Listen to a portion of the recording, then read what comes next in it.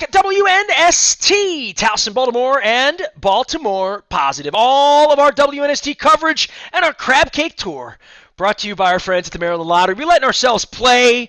I do a lot of segments here, and it's very rare that I ask somebody to come on the show, and they're like, why'd you invite me on the show? And I'm like, I don't know. Why would I invite anybody on the show? But maybe it's because I'm going to be doing the crab cake tour at Nacho Mama's in Canton, where I had a delicious burrito quesadilla a couple weeks ago, and I'm looking forward to getting back there and getting some of Scunny's salsa that I love so much. This guy spends a lot of his life on the square down in Canton, and I don't know when he came to me. I'm going to let him tell you the story because he doesn't even know why he's on the show, and he did what Moeller always does, which is, what are we going to be talking about? I have no idea. Have you not listened to this show long enough to know? I don't know what I'm going to talk about. Greg is here, and I'm going to let you say your last name because I don't want to butcher it. I would say Szczepaniak, but it's Szczepaniak. I mean, you give it to me the right way, so I do it. I have the same problem with Chad at Owls because I can't say his last name either.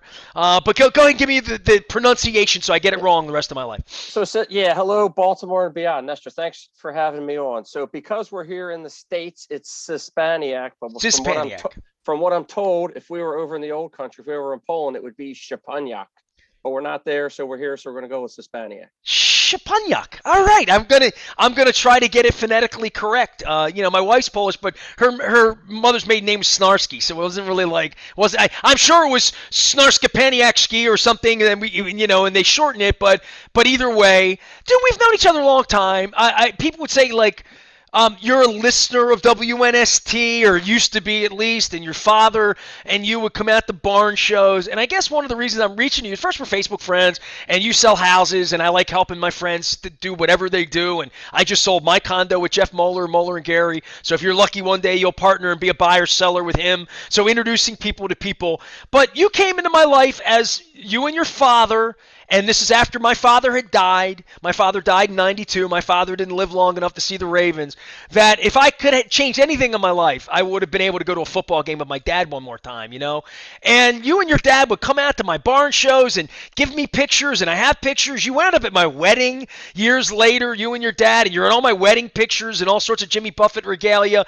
But I would say more than anything, like, you represent a sports fan that is a little bit fledgling in the modern era, which is Terps, Orioles, Ravens, live, die, breathe, eat, sleep.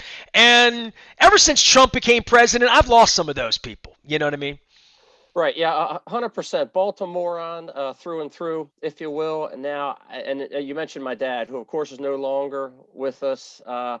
Moment of respect for my dad, Val, who absolutely loved your show. I think he's probably how we got started. And I can remember. Your dad loved Loyola, as I remember, more than anything, right? Yes. So he worked at the then Loyola University. When I graduated from it, it was known as Loyola College back in the day. So my dad worked in athletics there, built some amazing relationships. He worked for the lacrosse team, and Charlie Toomey doesn't get any better than Coach Toomey. All of his success on the field, being a national champion, but even a better guy off the field, the way he treats his players and everybody that works for him over there. So, but I can remember the first time seeing you, which was back in the early 90s, and I think the Orioles, when they'd have the off season, it was like Moonlight Madness or Moonlight Madness. They used to sell every ticket before Christmas for the whole season. I can remember that's the first time that I made it up into the, I guess, like the boxes or the suite area, and I saw this guy hustling down the luxury area in a blazer, like a pair of jeans, boots, a mullet and or rat tail and glasses, and handing out flyers. Like this? And I'm like, yes, something like that. I want to say there was a rat tail in there too. I'm not sure, but anyway, I think it's the first. It was a mullet. Look, all the hockey players had it. You know what I mean? It was a mullet. Well, you could see I don't have a lot of. Eddie Vedder even had a mullet back then when they hit it. But you go back to the Alive, it is a mullet. The way the Canadian guys were wearing it, My last memory with hair for me was like late high school, I think. So it's a little fuzzy for me. But I appreciate you doing your hair for the segment here, Greg. Every 6.5 days, you get a nice clean cut. Keep it tight. So, but I think that's the first time that we met. I don't know if we got one of your business cards. God, I remember that night, and I tell people about that night. I mean, Moonlight Madness. Nobody would ever understand how popular the Orioles were. Literally. So that had to have been 93 or 90. It couldn't have been 94 because they were on strike in 94. Right. Yeah. But it had to have been 93. we had I had a bunch of trips. Yeah, to bring this full circle, my wife is actually from just outside the Cleveland area, and we were supposed to go see the Orioles play the Indians in the first weekend of October of '94, but we got shut out because of the strike. But we also had tickets to the Jets Browns game back then, so we ended up going to Jets Browns game. I'll tell you, very passionate fans out there, but to call that stadium a giant ashtray would be an insult, I think, to smokers and ashtrays everywhere. The stadium was that bad. So and I guess you could see why a year later Art decided to move the team. So Well, when Art decided to move the team, it certainly changed you and your father's relationship of going to games, and it's how I got. So I really don't know you from football. It was baseball. When you said to me, "Well, let's green room," and I'm like, I don't know where this is going. I had no idea that my relationship with you is baseball oriented, which would make all the sense in the world for anybody at that point in my life because there was no football, right? I mean, right. literally. So I guess it started with baseball, and then I just started calling the show as back in early college at Loyola, and I think it was also when you would have the weekly pick'ems. Really going to date myself but we used to have to fax our picks in Friday every football Thursday pick'em, right? or Friday, and my dad was involved in that. He would get my aunts and like my grandmother. My grandmother was like, Philadelphia, Houston, I don't even know any of those teams. He's like, just circle something on the page, and you get all these faxes from us on a Friday. So and I think it went like a gift card or something like that. So that's I guess where it started. And then I know I went on the San Diego road trip with you back in 96, 97 during the. Are you in those pictures? I'm probably in there somewhere. Yeah, and we drove down to. Oh, dude, you are in the San Diego picture. You're making this funny gesture in it. You're in my San Diego picture from 2 weeks ago. I was telling you, I was thinking you were number one or what? I don't know what the gesture is. No. You were doing some frat thing, man. I'm gonna have to find the picture now. Because it's gonna keep me running from city council in a few years. All right, here you going. Hey, you getting political? I almost ran for mayor 2 years ago. Like I thought about it. I remember that. I think you would have had it. Yeah, good shot. Rather have you in there than our current guy, but we're gonna keep it moving here. We're not gonna get into that. But well, I mean, we could certainly get into anything you want. I mean, give me a little what you do in real life. You sell homes for people, and I'm a guy selling my home right now. I know a million realtors out there, and the market was sort of booming, and rates are down, like all that. But you mingle with a wide mix of people when you're in real estate, right? I mean, and your sports fan thing probably helps your act, right? I mean, literally, you know a lot about sports. That's why I invited you on. Right, so 100%. So started out in my former life, I was an accountant. Again, when I got my degree from Loyola College back in the day, and after about 14 years in the biz, I decided I needed to make a change. Wasn't as rewarding as I thought it was going to be, and so instead of jumping into it like sticking my toe in the pool, just left the accounting profession, got my real estate license, and coming up on 15 years this year. I've done more as far as the success in my career. I got a much more rewarding just feeling, helping people, as opposed to putting some financial statements together and figure out earnings per share and whatnot. And it's been terrific. This job has its ups and downs, and it's important. You got to prospect every day. You got to ask people for the business, but you want to do it in a way coming from a place of helping, not trying to sell people some things. In real estate, unfortunately, there's a lot of bad agents out there. I get to see them every day. So you want to come from a place of, how can I help you? Who do you know that might be looking to buy or sell that would like a senior agent that has their best interest? Because when I bought my first house in Federal Hill, I had a rookie agent. I had somebody that didn't have my best interest, just saw a commission check, and it was a really bad experience. So. Well, I mean, we try to give good experiences in life, and that's why we stay where we are. I'm 30 years into doing this, and Lord knows I've had I mean, there is no baseball anymore, right? Like in the way that you and I would know baseball and talk about it every day, the way it's played when you watch it now, the shifts and the farm teams are gone, like all of that.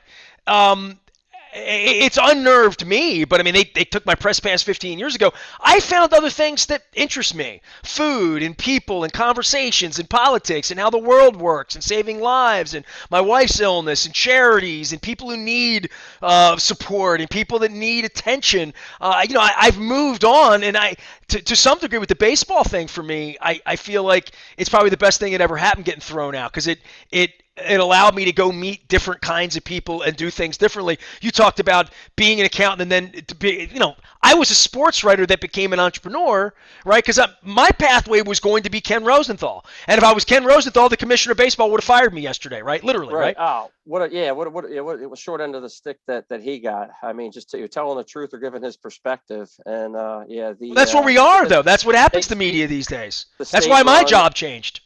Yeah, exactly. State-run MLB network. Yeah, had him canned. That's really unfortunate. 'Cause I remember reading his column way back in the day, and I know you guys were tight as well too. So Well, hey, and we've had our differences. But by the way, I found this on my Facebook page. I'm going to share this out for everybody on your on your page. You were young once, and I was sort of young, and your dad was sort of young.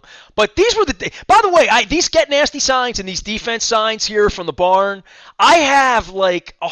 Do you think anybody would want a Wacko for Flacco sign or a Ray 252 sign or anything like that, or no? I think I still have a dump Trumpy sign. You got. I somewhere. have some. I have a stack of dump Trumpies. I have a stack of Baltimore Loves Bruce that we gave away at the Springsteen show at the Rofo Arena. Yeah. So if anybody needs any of those, and you hear the interview with me and Greg, throw me a note. Ness at BaltimorePositive.com. I'll get that out to you. Where are you on the sports train right now? Like, you make a living, you have a beautiful family. I see your children. The whole deal.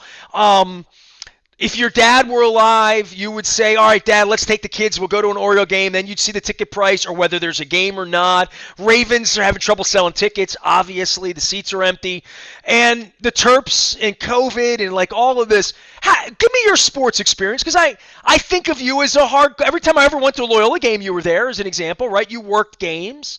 Yeah, 100%. Yeah, we worked the table for Loyola games back in the day. That's part of the reason I guess my dad ended up helping us out at the table, and then ended up started working there part time and then full time. But like I mentioned before, Baltimore on through and through.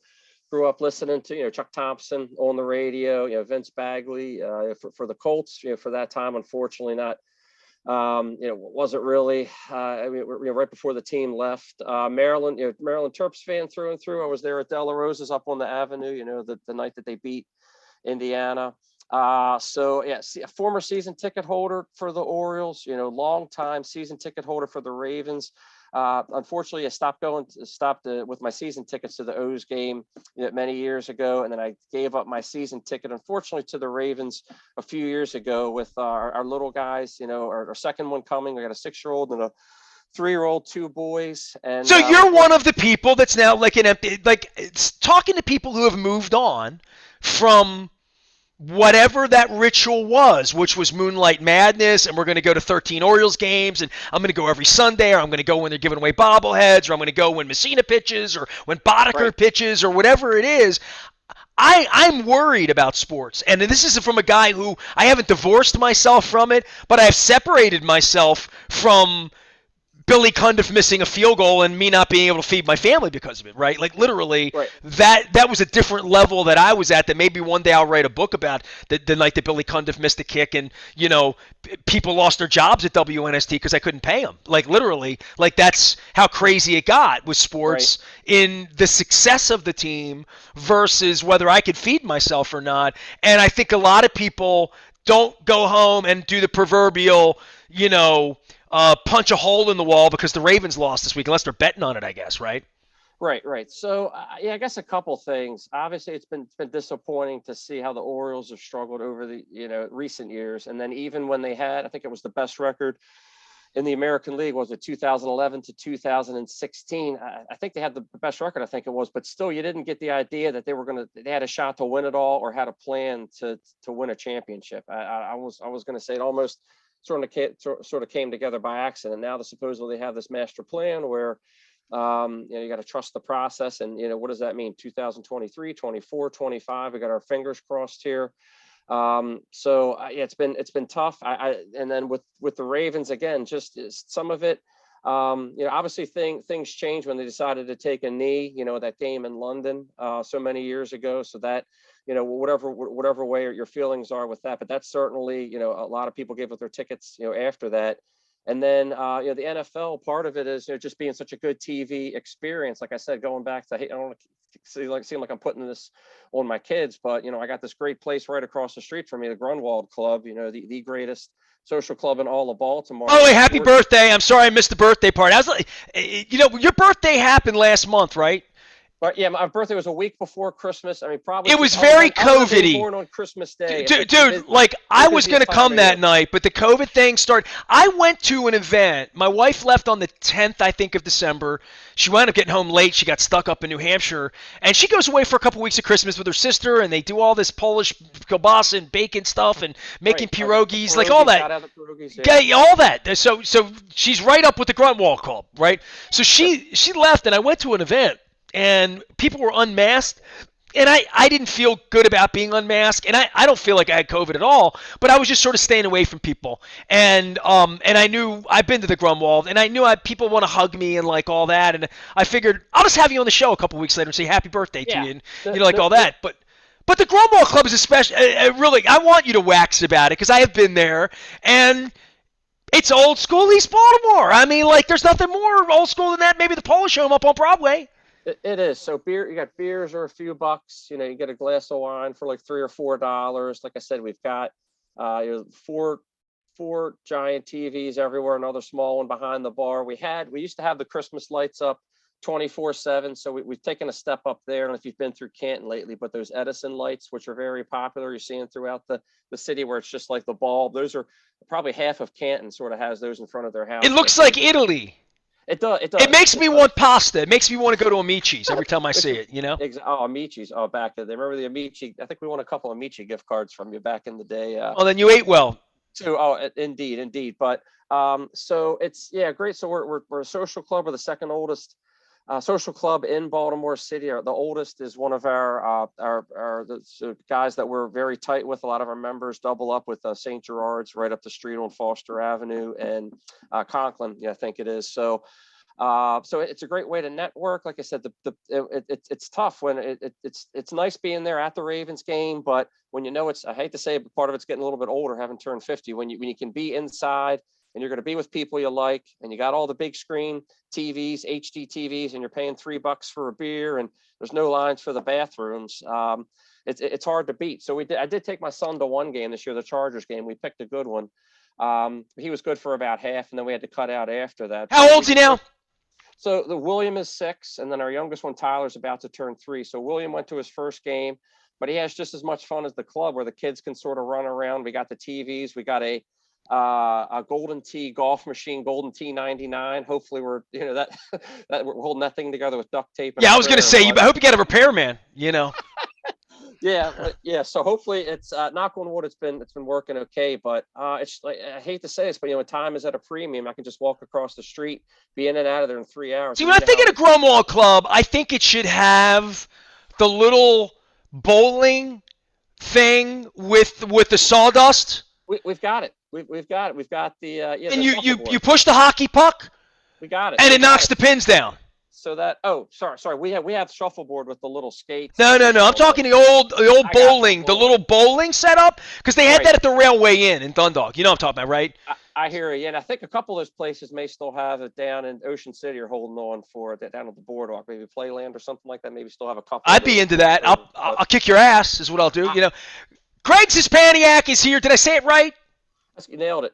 Okay, perfect. He is a local realtor and an old school friend of mine, and nothing more Canton than Greg and Val and the family and Loyola and sports and all that. I just wanted to have you on because I love you, miss you. I haven't had a beer with you. I haven't seen you since like you two toured 4 years ago. We were in a parking lot together. But so I got to ask you, this picture here, for those watching out on our YouTube or whatever, were you at this San Diego event? That this is from Jack Murphy in the parking lot. So you're in this picture. I have an alternate picture that you're in the front of it, I think. But there's Crazy George and Yogi Kumar and Tim Watts came and did the show with me. Tim came at Greenmount Station on the crab cake tour. Tim had a crab cake with me. That's Grimsley in the front there. Larry, I see him. He was the V. He sits up in 513. Yeah, man. There's another similar picture where I'm in. I see Yogi, because Yogi, and my buddy Andrew at the time, we took a drive down that night when you went down to see the Predators game, and you had to go say hi to I'm sorry, dude. I took you to L.A. in my car with me. Yeah, we stopped. I jumped out in front of the Whiskey and Go-Go to get a picture. I think we stopped in front of the Capitol building. We had dinner in I got to Beverly find Hills. those pictures, dude. It Yeah, was me, you, and Big Keith, right? it was you, me, Yogi, I think was riding shotgun, and my buddy Drew, and may have had a fifth person in the back. I don't know. We literally got in a car in San Diego and drove to L.A. to see the Predators play at the Forum, the fabulous Forum in Yeah, Inglewood. Inglewood, always up to no good. exactly. Yeah. So the Forum to this day, whenever, well, I guess what it's gone now, but whenever you see it on TV, you'd see the gold seats, but we sat on the other side, which has orange sheets, which was kind of wacky. I never knew that, but you never saw I that saw the down Lakers play at the Forum one night. I saw Oh, yeah, you Shaq. did. Yeah. Awesome. Well, I remember seeing the jerseys up there, Magic, Kareem. I don't know if they had Wilt up there or not, but it was yeah, like the big three or four up there. I was So supposed to go see Bon Jovi there the year the Ravens won the Super Bowl when I was syndicated. This is before I right. was married and having a good time out in LA. I got sick I threw up for 2 days in the Oh, Marriott on Century Boulevard in LA. I swear to God, I thought I was going to die in room 206. It was the worst experience. But when I think of the Forum, I think, man, I wish I would have gone there. I did make it to the LA Sports Arena to see Springsteen the last two shows when he nice. played out there. So that's where the Clippers used to lose, every year. Greg Szczepaniak is here. Tell me how to find you and your realty company and all that stuff. So in case people need a cool, young, used to be young, real, well, other side of 50. Well, Wisdom. You got wisdom now, Greg. if I had a hat, yeah, I'd look a lot younger right now if I had my baseball hat on. But yeah, so again, I live out of Canton. We have 11 offices, Cummings and Company Realtors throughout Baltimore City and the greater Baltimore area. The main office I work of is out of Canton, but I service clients throughout Baltimore City and all the surrounding counties. So I've worked with everything from $50,000 shell properties up to seven-figure homes out in the Ruxton area. So if you want somebody that knows your local market, that's going to give you good information so you can make your best decision. Yeah, I'd love to touch base with you. Hey, let's talk about that for a minute because I have fun with sports around here and I mix it up a little bit. Jeff Moeller from Moeller and Gary, Don's son, has been my realtor the last year and a half. It's been hard to sell my place, right? Yes. I would tell you that I lost $250,000 on my condo, okay? And that's not in addition to the 18 years of paying the mortgage and whatever. Condo fees and all that good stuff.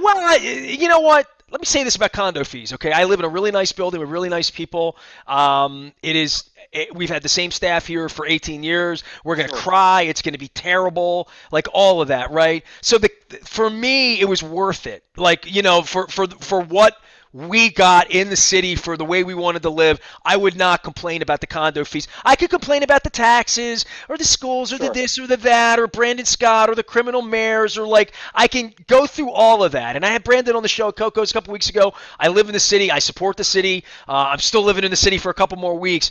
But I would just say this we didn't want to buy right now for a lot of reasons, right? Just not really thinking. And I had a large conversation with Leonard Raskin, one of my great sponsors from Raskin Global, about buying or renting and all of that. And I bought two homes in the city. I bought a house on Kane Street. So do the math on this. I bought the house when I turned 18 years old. I was working at the paper. I put together, $2,000 or whatever, put it down, got my FHA, got, first time buyer. I was 18 years old. My first mortgage was like $410 a month at 428 Kane Street. Right across was Anchor Post. Then they put a McDonald's there now, right? So I bought it for $48,000 in 1986. And I sold it for $43,000 in 1998. So I went backwards in the first house I was in. The second house I was in, I made $100,000. It was great. Put it down. Lost it all 18 years later getting rid of this. I've only bought, 3 homes in my life. And it's not that I'm reticent as a 53-year-old. I've just got way more of a vagabond heart about me than I've had where we've loved where we live. But if I go back into the market to buy a year or two from now, what's basic advice that you give to somebody who, and it's not about sunburn for me, about I lost money. No, I just don't want to live somewhere for the next 10 years. I can't think of a place anywhere in or out of this country that I would say I want to live in that place for the next 10 years being 53. So I'm at a timeout. I'm having a midlife crisis, as you can tell by my hair, where I'm having a timeout. But I don't think that I'm never going to buy a home again. Sure. I'll know it when I see it. And now that I get older, having had girlfriends and a wife, having had red cars and blue cars, having had, suburban homes and a city home, like I feel like I want to have 31 flavors for a little while. You know what I mean? Right. I don't want to be in any one specific place. But when I do, what's the first thing you tell people about buying a home? Probably, are you going to stay a while? That's probably rule number one, right? Like I'm probably making the right decision because I don't want to be somewhere long term. And if you don't, it's probably not good to buy a house. Sure. So what, of course, what area do you want to be in? How is it going? I mean, a lot of people pick areas because of schools for their kids or, hey, like a commute to work. Now, obviously the world has changed a lot in the last almost 2 years here with more people, working from home and whatnot. But the bottom line is, I mean, there is no crystal ball to know where the future is going to go. But right now, and generally speaking, we have low inventory, we have low rates, and we have a high buyer demand, which has helped in addition to the inflation that's happening, where your dollar is worth less, that's costing you more dollars to buy something. It's pushing the prices up. So you want to get an agent that, first of all, you want to figure out where do you want to live. You want to know what your budget's going to be. You've got to talk with a lender. You got to get your pre-approval for a lender, even if you're not going to buy something tomorrow. You sort of need to have that ready to go, because I can't tell you how many times I've talked to people and they say, well, we're looking Well, at a you're not couple months. legitimate. You're not to the seller. You're not legitimate, right? Exactly. And what I tell my sellers is my sellers expect only buyers coming through that are ready, willing, and able buyers. They don't want to, so my sellers don't want to have their time wasted by an agent bringing a buyer through that who can't, pull the trigger, so to speak, and buy the property. So any agent worth their salt, any buyer's agent is going to have their buyers. They're going to sit down, they're going to go through a buyer